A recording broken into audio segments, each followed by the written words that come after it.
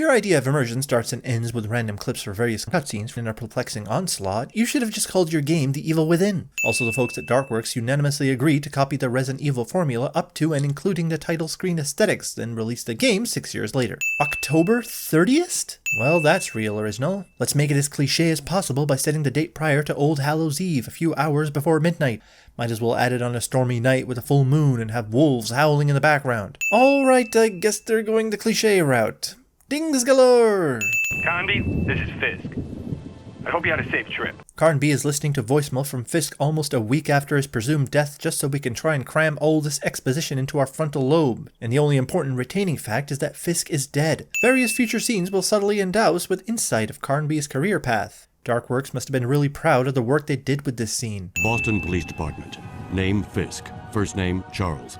Date of birth February 17th, 1944. Game decides to tell us when Fisk was born and when he died, but glosses over significant plot-related details like where, why, and how he died, or what size his ruby slippers were. Also, Carnby lives in what seems to be a budget motel, as careering as a private eye does not provide proper monetary compensation. But after what is presumed is his partner's voicemail and the police report, we do know that he is a detective working for the Boston Police Department. But then during the character selection screen, he's back to being a private eye. Furthermore, working for a department will provide greater salaries, so unless Carnby spends all his money on drugs and liquor, he should be able to afford a decent apartment. Or maybe his guilty pleasure is the smell of motel bedsheets. Ending with a close-up panning out shot to show protagonist is prepared for anything pose, even though he's probably just thinking about the evidence board. In case you forgot what game you were playing. In case you confused it with anywhere in the United States. In case you confused him with some big black guy named Ben. Get away from the car, motherfucker. Writers introduce the main protagonist and the main antagonist, but don't bother explaining anything else. How about some more shots of the evidence board? Slenderman? Aline, when we get to the island, for your safety, you'd better stay close to me. These are some of the worst lines and lip movements I've ever seen. I mean, sure, this was originally a PS1 game, but I can't excuse this cringe-inducing dialogue. My safety? Is there any danger? I was hired to authenticate the translation of the Abcana stones. I will be working with Professor Morton. A mission like this usually requires a team and would therefore have other party members, but the majority of the voice acting budget was spent on the evidence board. Okay, I'll stop now. These two would already know about each other and their respective assignments in this mission to chalk one up to abhorrent storytelling. Also, Aline should not have been sent on this trip since authentication of any artifact is done after its retrieval and with various equipment and resources that would not always be available in the field. Extreme conditions such as stormy weather like you see here is the cause of many cancelled flights to avoid liabilities. Whoever authorized this flight clearly loves paperwork. Altitude is important when flying a plane, but pilot forgot how to pilot. Getting close. Shadow Island. Yeah, but where were you planning on landing? If you look at a map of the island, there's no runway or even a practical landing strip. Were they planning to parachute down from the start? What's more, there aren't even any skydiving experts to assist Carnby and Aline in the event of an emergency. So if you're anything like me, you can recognize when scenes are so absurd you can't help but point at everything like an insufferable know-it-all. To start, a creature magically lands on top of the aircraft. There's no area of impact shown that would cause heavy damage, but the ensuing scene shows it leaving impressionable dents while prancing around on the roof. Then the aircraft controls die for no reason, followed by exploding for no reason, and Carnby and Aline survive the explosion. This is the most plot convenience for Ding Dong package. What are you shooting at? The creature is not in the cockpit. I've had it with these mother flippin' scenes in this mother flippin' plane. And in other news, Dr. Cedric's pancake corpse had to be shoveled off Shadow Island this morning. Stay tuned on FS Network for more details. Unlikely. More likely, but still no. This character selection option would work significantly better if the game didn't inform you of either character's strength or weakness, similar to the first Resident Evil, which this game shamelessly takes as its base. Or share descriptions of actual values, such as Carnby has greater dexterity and Aline can solve complex puzzles easier. The way this is set up, the developers might as well have just written, Carnby, main character, Aline, extensive cleavage. Director must have really liked this font. Did someone make this map in Microsoft Paint? Temperature in late October is roughly 12 degrees Celsius, which in prolonged rain could trigger hypothermia. It doesn't seem to bother either of our playable characters, and there's a slight possibility they might be immune to lightning strikes too. For the people that played both the remastered and the original, I keep hearing that the soundtrack in the PS1 version was significantly more ominous and creepy, so I'm just going to take your word for it. Also, the movement controls are incredibly delayed, and I can't find anyone with a similar story online. So either this just happened in my port of the game, or everyone just adjusted to the movement control's fecal factor. Surviving dismemberment is not improbable given proper treatment is administered quickly. However, there is no tourniquet on his arm, nor any signs of cauterization, meaning that Carnby is talking to a potential ghost. Also, this man should not be conscious, let alone mobile, considering the amount of net blood loss that would have occurred prior to this conversation. Finding items in this game is an intensive treasure hunt, as story items like this bronze key are well camouflaged. Aline? It's awful. Come and get me, I'm begging you, come quick. You could at least try to sound scared. Carnby, answer me. Aline, I thought you were dead. I did too. This is about as low-grade and generic dialogue you would hear from any subpar horror game, Don't move, I'll come free you. even though I have no clue where you are in this manner. Is that the best you can do? Yes, that's the best I can do. Well, okay then. Hurry up. Also, Aline thinks Carnby's haircut has magic genie powers that will whisk her away on a magic carpet. At last. I want you to tell me what's going on. I don't know yet, but I do love your new outfit. After encountering numerous hellspawn, Carnby is easily distracted by Mademoiselle's fortune boutique. Here, I got your stuff. Thanks. What about my jacket? Whoever locked you up in here probably thought it matched his hair. Listen, I should never have agreed to let you come along. I have my own reasons for being here. Were you able to talk with Obed Morton? No, were you? I'm not so sure. This is the last time I'm going to talk about the dialogue because this game is so boring. There's a trap door. If you help me, I can reach it. Well, why not stick together? You and I don't have the same goals. Remember what you told me in the plane. Come on, give me a hand. What if I were to say no? You're not the type to say no. While the reasons for splitting up is not as silly as most games, the fact that she could reach the trapdoor from here is a little too silly for me. How does this in any way look like an acrobat statue? Why are there only 4 entries in this diary? And these 4 entries are written each almost a decade apart, yet are written the exact same way. Did this girl do no growing up in the last 20 years?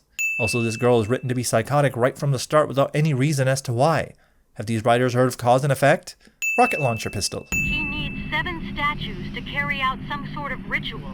Well, why doesn't he go looking for them? Can't we help him? Sure. What do these statues look like? I don't really know. They depict some kind of animals, I think. Oh, well, that narrows it down. Carnby, I'm sure it's really important. I know. We'll find his statues for him. But after that, we're going home. And where is your home? I don't know yet. We'll get to that later. Over. This game is a work of art. Carnby? I'm in the library. It's awesome. Don't touch anything. It probably contains treasures. Do you really think I don't know the difference between a pulp novel and an Elsevier edition? An Elsevier? I'd never have guessed that such a term were part of your vocabulary. Oh yeah? Well, don't worry. I'm just full of surprises. Over. How can these developers expect anyone to take their horror game seriously when the 2 main characters are flirting like it's a Saturday picnic? Reading. Almost 40 pages of it. More reading. If they wanted to write a novel, they should have just written a novel. Were they trying to make a cipher for a video game or testing a puzzle intended for chimpanzees?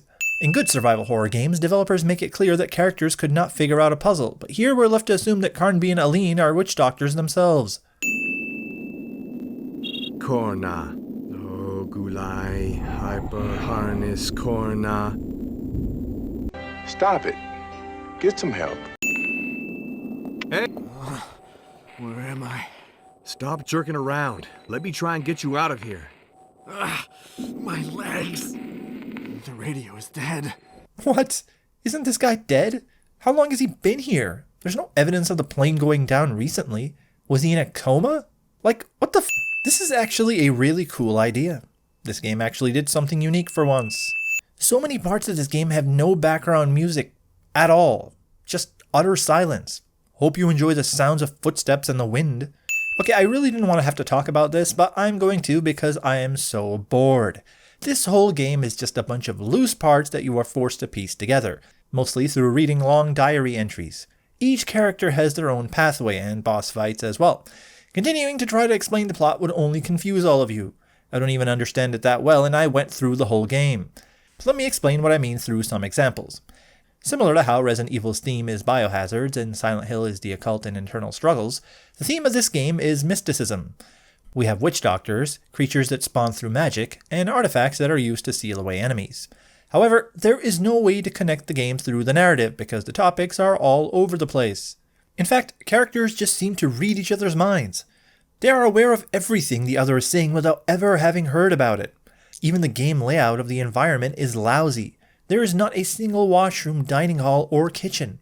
Characters will talk to each other out of context in regards to where you are in the mansion. The game is confusing as hell, and considering this is not a puzzle game, no gamer should have to think this much, especially if you are playing as Carnby since his route is primarily action. This is one of those games where you need to read the Wikia to understand what is going on. The characters don't even act as if they're in a tense situation either.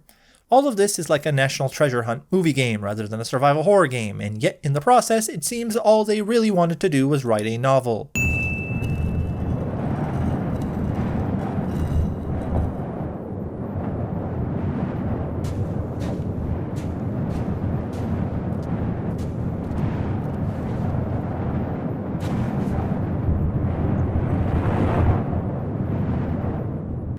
Oh well, he's dead. Don't you enjoy enemies that spawn right in your face?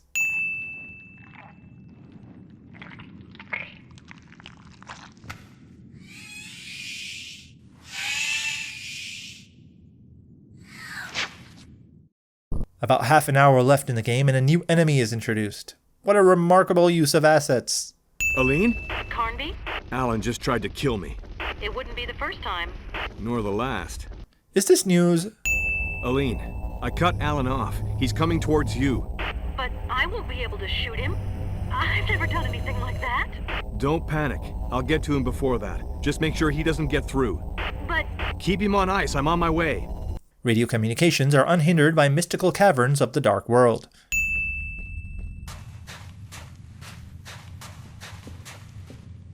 If I had any time to spare, I'd congratulate you for your courage, but I'm running late. And it's also way too late for you, like for the others. Nothing can stop me now. Look! Look what you did to your brother! Oh, Ben, but...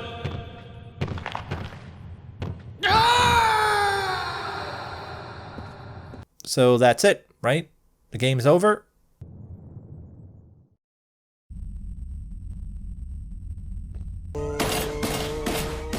Aline gets her jacket back because screw you.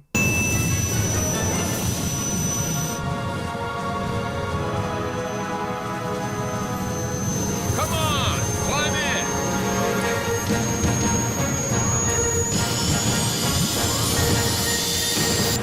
Yes, what an amazing place to put such a scene. Obviously it has nothing to do with anything. Great work, guys.